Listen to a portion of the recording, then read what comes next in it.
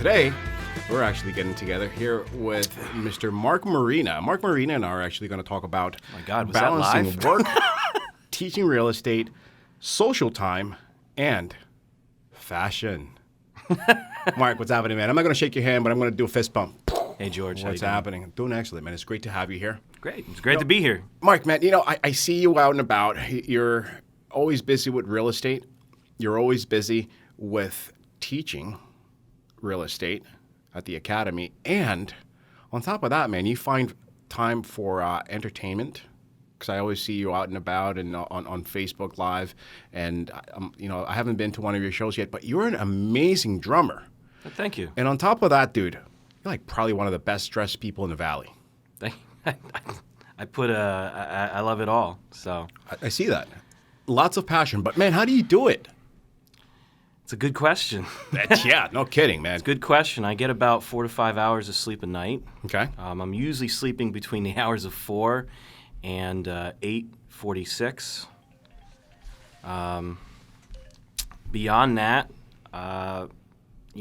it does take up a lot of my time, and sometimes I have to kind of figure out how I'm going to fit everything into a day, or may have to not do some things. So, maybe have to say, hey, I can't go out tonight because I got to do this, or hey, I have to teach, until 9:30, 9:45, so, I can't do that tonight. So. And on top of that, dude, you also find time to work out, which is pretty impressive. That's usually between the hours of 11:30 p.m. and 1:02 a.m. Wow. Now, do you go to the gym? Do you work out at home? Because you have a lot of stuff going on at home. You have your own studio, which is really neat. And I yet haven't, I've been invited, but I haven't had a chance to actually attend one of your parties because they're usually during a big holiday. Yeah. So, yeah. But, no, they're good. I provide food. I provide drinks and stuff like that. So, and the good times are free. So. The good times are free. I love it, man. I love it. And humor, too. Come on now. You have to look at life, you have to put some humor into it. Or, what is life? That's right. You got to find time to laugh, most importantly. How do you find time, or how do you make time and actually, because you're always on time, man. We met the other day. You said we would meet at 10 a.m., and you got there early, and here I am in my car thinking, oh, you know what, Mark's going to be, fashionably late, and I was wrong. Well, it takes, you have to be good at organization. Yes. And I think it's something that I'm always working at, because you can always be better organized.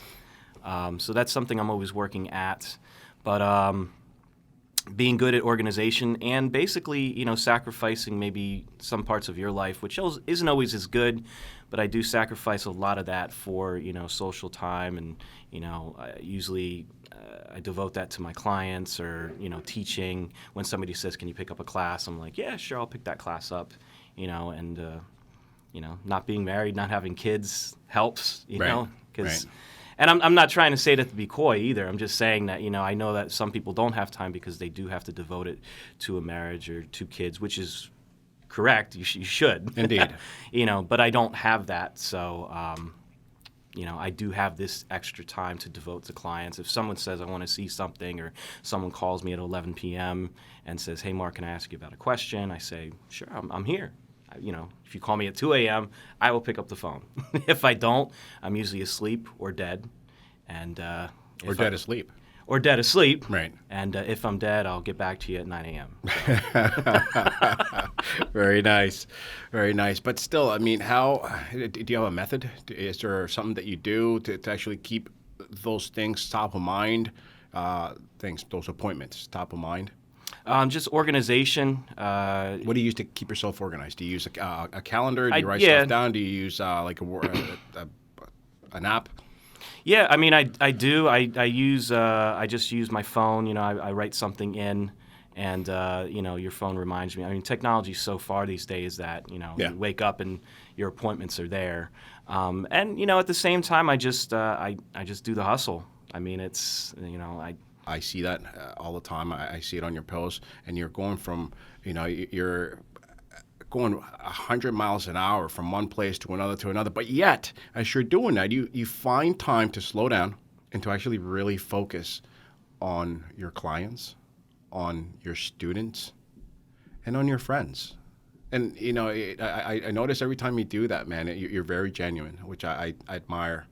And I always wondered how, because I failed at it, man. I failed at actually making time for family, and just focus on things that are important, but I didn't actually, man, I didn't break it down to where I could manage everything all at once, which I find that you do quite It's well. tough. It is tough. It does get very tough sometimes. But I figure, I'm youngish, and I'm healthy, so I might as well do it now. Right. Because there might be a time where I can't do it as much. So, but I do try to make an effort to get together with past clients, go out to dinner, say, how are you doing, give a call. We have technology nowadays. We can just call someone. It's a nice thing to just during the week just call someone up and say, hey, how are you doing, for no particular reason. I do that, yeah. I some people do it to me, and I'm like, thank you. Right. Sometimes people call you and you're like, oh no, what's going on? What's happening? But it's nice that when someone calls you and says, hey, I just was wondering how you're doing. We have phones. You can just reach out, or you could even text someone. It'll go a long way.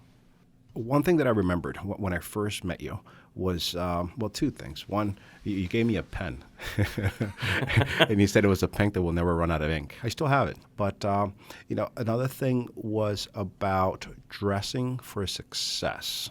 And you said to me, George, you know what, I take my job seriously. And not that other people don't, Right, but correct. I personally like to dress the part. And I am working with people to actually make their probably one of the biggest transactions that they're doing in their life, and I want to make sure that I represent them in the best way possible and also look the part. I thought it was really neat, man, because you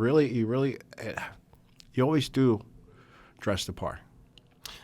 Look the part. I try. I've not always been into fashion. I've not always been into dressing nice. But as the years have gone on, if you really get into it, like when I get into something, I really like to get into it. If I'm into a particular director, if I'm into a particular movie, I'll see all the movies that weekend. Wow. If I don't have to sacrifice that time. Right. Or I'll check out what the director has, or I'll learn about each movie, Or if I get into, like recently I've been listening to more like bachata or Tejano music. So I took like 3 or 4 hours and I just really delved into that history. But so when I get into something, I really like to get into. I like to know the history. I like to, because you get more of an appreciation that way. Indeed. So when I started getting to dressing nice, I started getting into materials, different cloths, different times in history where we use these things, different kinds of like vests, what they were used for, whether, how they go back to like a military tradition and a history, and seeing how they've come through to where we are now. Impressive. And as you get into this history, you get more into it, and what you're wearing, you know how to wear it. So it's just something that's I've kind of developed over the last couple of years, and I enjoy. And some of my clients say, hey, you don't need to dress like that. We're just seeing a house, or some of my clients probably do appreciate it. Say, hey, you look really nice. At the end of the day, I think when you walk into a room, people are like, that's the real estate agent. Right. You know what I mean? So Right. I like that. Yeah. So I like, a police officer would show up probably in a uniform. Right. You'd know he's a police officer. Indeed. A fireman is not going to go to A put out a call. fire or a call without his uniform. Right. So to me, when I go to do a real estate transaction or even meet people for the first time or the 100th time, I like to show up, and that's something that people remember about me. 3-piece suit. Nice. So, And as I once heard, it only takes one time to make a first it. impression.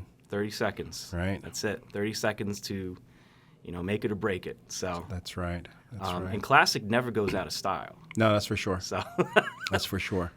Mark, man, you know what? It's always an honor to actually sit down with you, and Absolutely. our conversations could actually vary from music Oh, my to cars to fashion to just about anything and everything. And you're so well versed on everything that we've always talked about. But I know that you're very passionate about real estate, and I know that you are also very passionate about teaching real estate. So you've actually been working for is it the White Academy? It's Weichert Academy. Weichert Academy? No, Yep, my Weichert apologies. Academy on Shanersville Road. And I used to be a teacher in the public school, and I think for a lot of teachers, once you start teaching, once you teach, it's something that you're very passionate about in any area. Right. So just as much as I enjoy learning about something, I enjoy talking to someone about it. Not even teaching them, but just talking to them about it, you know, and saying this is what this is. So it's very good for me, and it keeps me up in just practicing real estate and knowing what it is, knowing the different terms and knowing the different things. It's fun for me too. Yeah. But to have someone really learn about real estate instead of just what they see on Zillow or this or that, and really know what's going on, that's a lot of fun for me, and I really enjoy just teaching people about it. And then, actually working with some of those people in the field. Yes. That's gratifying for me because, they'll come back and they'll say, oh, my God, thank you so much. You made class so much fun. And, now I'm doing it. And I didn't think I was going to be doing this a year ago. And, and then other people will tell me, oh, my God, it was so tough to get through class. And, now I'm doing it. But, it was tough getting here. And some people have more fun in my class than they do actually out in the field. That's impressive. You know what I mean? So Yeah. I enjoy hearing those things, and I enjoy working with the same people that used to be in my class and seeing how far they've come. And that all has to do with passion. If you get somebody who's up there teaching who's not as passionate, it's going to be kind of boring. Yeah. Right. And speaking of passion, man, what other things are you passionate about? Well, I mean, in all the things I do, you have to be passionate about people. Mm-hmm. I like to make people happy. Yeah, you do. Even at the sacrifice of my time. Which it probably should work on, right? Because I should work on that. Right. I mean, I have like 4 piles of laundry to do. So, I mean, that doesn't get done. Right, right. I'm very passionate about people. I'm very passionate about anything I do, any job I go into. I used to do, sort of therapy where you go into the people's house and you would talk with them and do treatment plans and stuff like that. And I was very passionate about that. Right. Very passionate about teaching. Anything good at that. Anything I like to do that takes up my time, I want to do it well. And I think that if you're not taking the time to do that well, maybe you shouldn't be in it. I mean, I guess that goes with anything where you say, if you don't enjoy it, why are you in it? But what do you do for yourself that you enjoy? I enjoy playing music. Yeah. That's a passion of love. I've played Indeed. music since I was 5 years old. When you say music, how many instruments do you play? I play drums mostly, or percussion, I will say. But I can play guitar, I can play bass, I can play keyboard. I played saxophone for 4 years in high school. Oh, that's awesome, dude. I love the sax. Was first chair. Yeah, man? So Nice. So excelled at that as well. Kind of gave that up afterwards to do the drums. But, and I kind of pick up things. I picked up the ukulele. I picked up the mandolin. Once you start learning one thing, you just want to go on to others. Just to kind of like blow off steam, just relax, I started playing the charango. Those are like Peruvian instruments. Okay. I love the way they sound. So, and it's fun to learn new things. I see that talent, and the way that you act with people, the way that the way that you interact with your clients, your passion for life, your passion for music, for good clothing. Where do you get your suits from? I go through Tom James. Okay. I have a representative that comes and he talks to me and he kind of measures me and I pick out things Everything's and tailored, he makes huh? it happen. Yeah. Nice, man. So it's once you get into it, I guess you really get into it. Yeah, I guess you do. It gets into your wallet too. But it's nice. And like I said, I'm not I'm trying to be very humble about it, but it's nice when you just have something that just fits you. Yes. I think that goes for anything in life. You need no, something of that's going to course. fit you. And, you notice a difference when you get something off the rack and then when you get something tailored, just how it is. And it just fits to every curve. It fits more to your curves over time. Of course. And it's like any relationship that you have with anything, So it's a good feeling. I could imagine. Mark, I could go on forever talking to you. I've always enjoyed our conversations in your company. I like talking. and you obviously something you excel at, right? Because you're a teacher and a very passionate one for that, selling real estate. So, Mark, thank you for taking time for coming in here for, doing a little podcast and just Absolutely. talking a little bit about your passions, what you do, and seriously, I'd love to actually have a little video about you, about your life, about your passions, and I'd love to actually the life of Mark, right? Playing drums, playing what instruments besides drums do you have at home now? Well, if you come to my house, I have everything from, like I said, Peruvian, South American instruments, to I have 2 accordions. I have a multitude of African drums. I play African drums awesome. as well. I had an African group called Kilimanjaro Quake, where we played traditional African music and stuff like that. So it's pretty cool. So I have that. I have. I'd like to know what that sounds like. I'm a big reggae type guy. Love reggae. Of course, being Dominican, I love my bachata, I love my merengue. Absolutely. Great music. Salsa. You want to talk about passion? Yeah, yeah. Guitars, basses. Oh yeah, the flamenco, man. The Spanish guitar.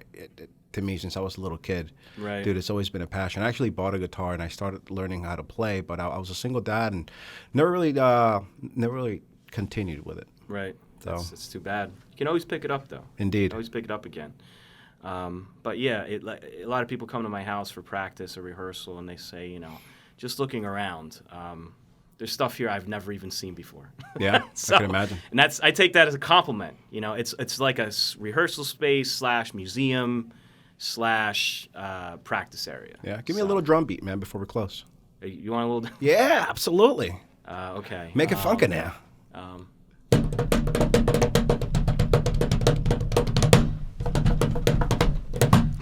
Nice. It's the best I can do without I love cymbals. it, man. I love it. This has been great, man. Thanks so much.